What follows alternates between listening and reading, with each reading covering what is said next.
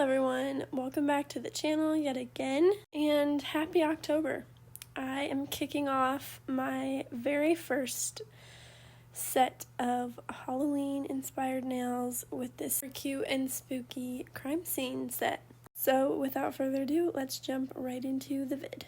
Okay, starting off by removing our previous set. This is the large barrel carbide bit from Erica's ATA in coarse. And this was my very first time using this bit, but I am just popping it into my handpiece, and we're going to be running this around 30,000 RPMs today. And I will be going into detail about prep work on today's set. I just took a class recently, and so I've learned a few new techniques that I'm excited to show you. I absolutely love how everything came out and how clean it looks and all that. I also just wanted to apologize for my voice. While I'm recording this, I do have tonsillitis, so it's making me sound really weird, and just bear with me. Anyhow, I am just removing this old gel polish, and as the title says, we are going to be doing a fill on gelx nails. And yeah, so I'm going to speed through this bit of me taking this polish off and removing any lifting, and then I will meet you back when we get to the prep.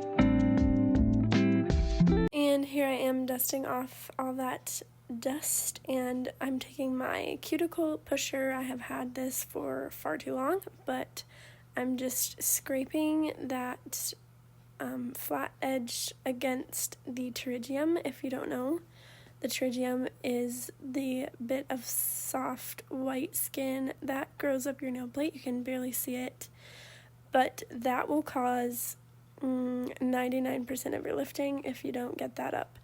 So go in and push that back, and push your cuticles back as well.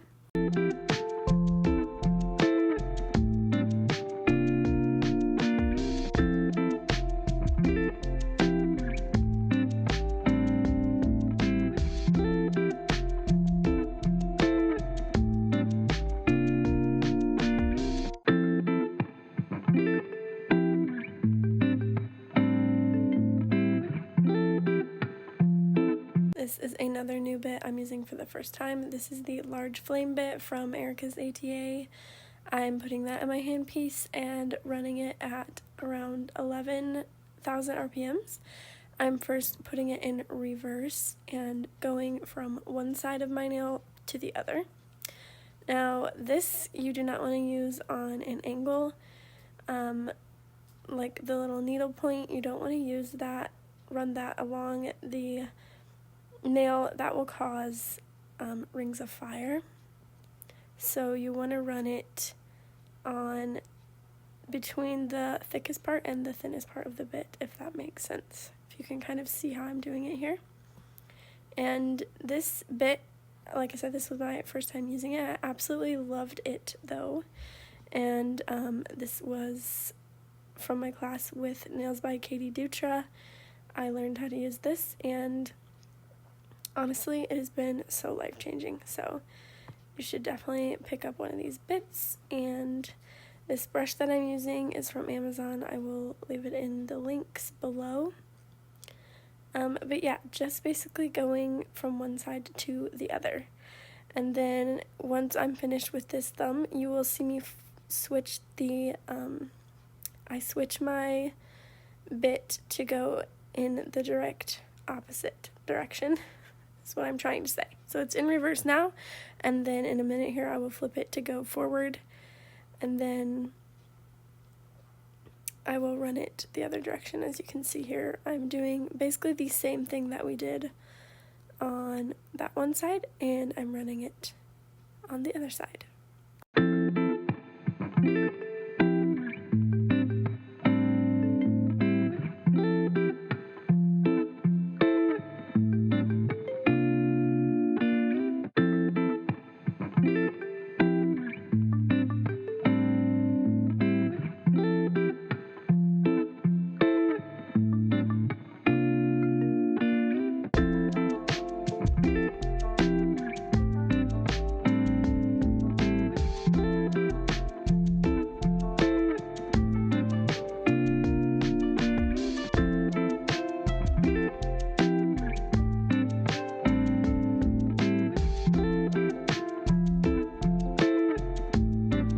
And finally, same bit, I'm taking it and running it.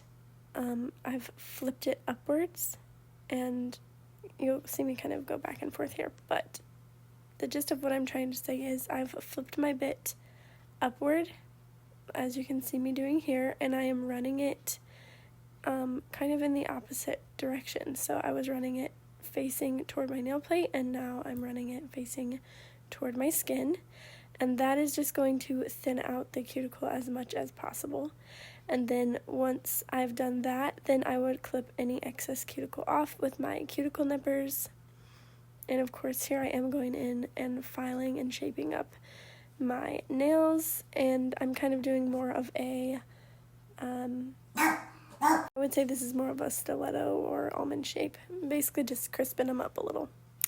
And then I will also take that opportunity to run the file around on my nail plate that has been exposed from the lifting, and that will prep the nail plate for application of the soft gel that is coming up in just a sec.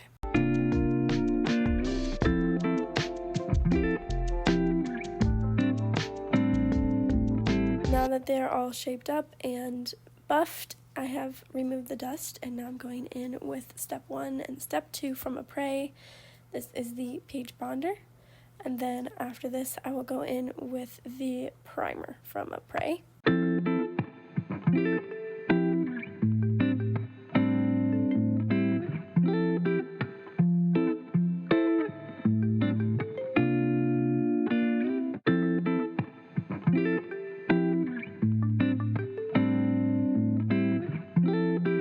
Okay, time to fill. So I have the soft gel builder from Apres, and I am going in to start us off with a super thin layer. This is what you would call a slip layer, and this is just laying down the map for where the rest of the gel should flow to. So gel is a self-leveling product, and it will flow wherever you have put your slip layer. So you kind of want to just tell it where to go. Next, before you cure that, so don't cure that, leave your slip layer wet, and you want to go in with a kind of a bead of product and work that into where the nail has grown out. And then I like to just kind of play with it, push it around, smooth it out. I take my brush and flip it upside down and run it up the nail like this, and there should be a line of light that you can see on your nail, and you just want to make sure that it's as smooth as humanly possible. And then I will flash cure that for about 10 seconds, and I'll move on to my next nail. And I like to flash care between because this product will run. So if you, leave it on there wet and move on to your next nail, it will run, and by the time you come back, it'll be everywhere. So either flash cure it, or if you are working on a client, you can work hand to hand. So do one finger on the left hand and put it in the light, and then switch to the right hand and do one finger, and so on and so forth.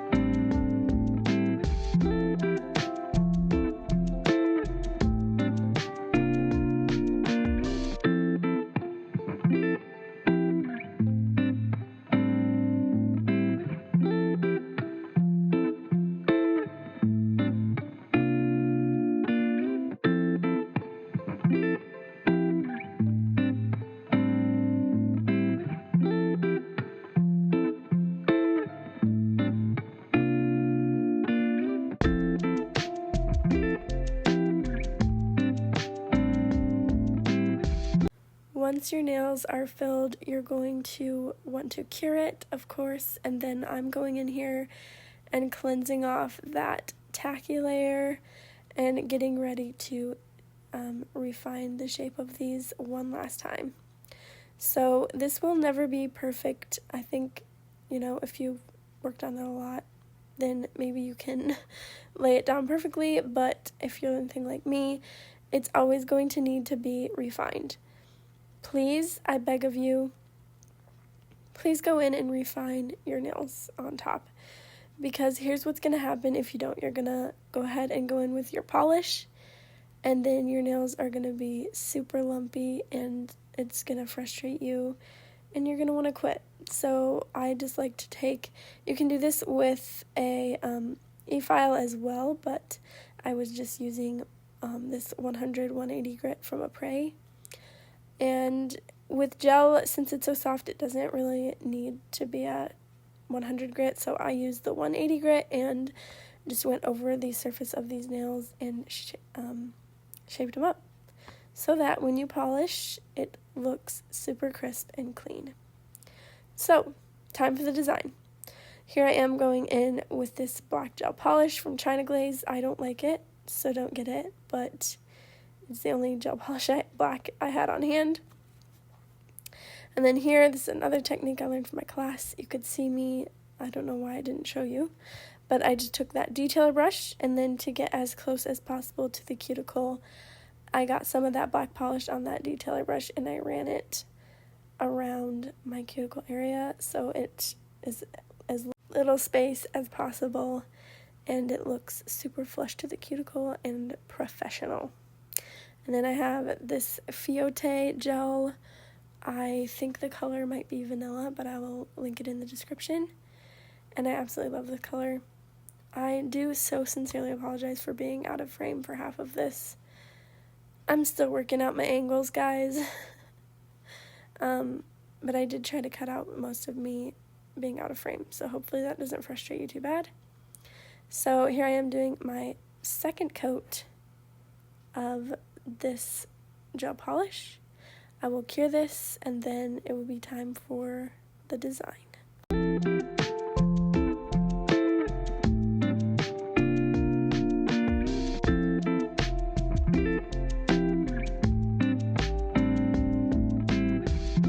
Okay, for the fun part of this design, so I top coated the black nails in a matte top coat. And here I am going in with this white gel polish from Cocoist. I got some of it on my finger like this. And then I just kind of like stamping. I stamped my fingerprint on all the black nails. Now, you can get contact dermatitis from touching gel polish, so I just wanted to make you aware of that. Proceed with caution. Don't do this often, but, it was for the sake of the design. So I went against my better judgment, and I touched gel polish with my bare hands. And here I am going in with another more white gel polish, and I'm making this will be our caution tape. So I'm doing the base in white so that when I go on with yellow later on, it really pops. And that's a little life hack for you if you're doing a bright color, to put white underneath, because then it will show up. Because a lot of times if you just go straight in with your color, it doesn't really show up super satisfyingly and you'll be frustrated. So yeah, and then yeah, here I am going in with yellow, and I was out of frame for a lot of that. I do apologize yet again, but yeah, you get the gist of it. It was just one, I did one line on, and then the other, the ring finger, I did crisscross lines, so it looks like the tape is, you know, crisscrossing.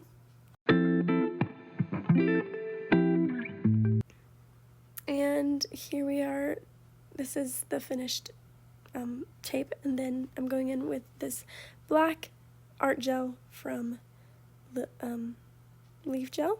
These are my favorite art gels ever. And a tiny detailer brush, and I am going to be doing my lettering. So what I got on camera, I actually ended up wiping off and redoing because I didn't want it so thick and bold.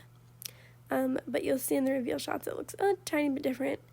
The idea is still there. I basically just wrote crime on the 1-with-1 strip, and then on the other one I wrote do not. Then behind it I kind of did like, you know, it was going to be the word scene, but anyways, you get it. Crime scene, do not cross. But yeah, I'm going to let you guys watch me do this lettering, and I will meet you back at the end for the final reveal shots.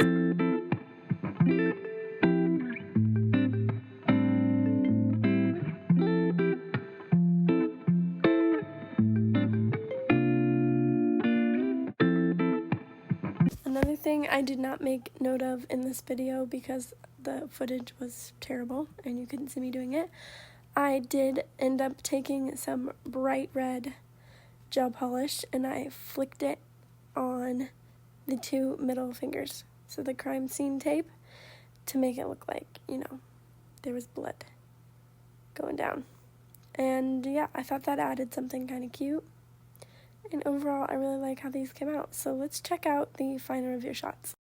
Here's the final look. I absolutely love how these came out. I love how crisp and clean they look, and yeah, I'm overall really impressed with these 2 new drill bits that I got, and in love with these kind of subtle, spooky nails. I hope you guys enjoyed, and don't forget to like and subscribe for more.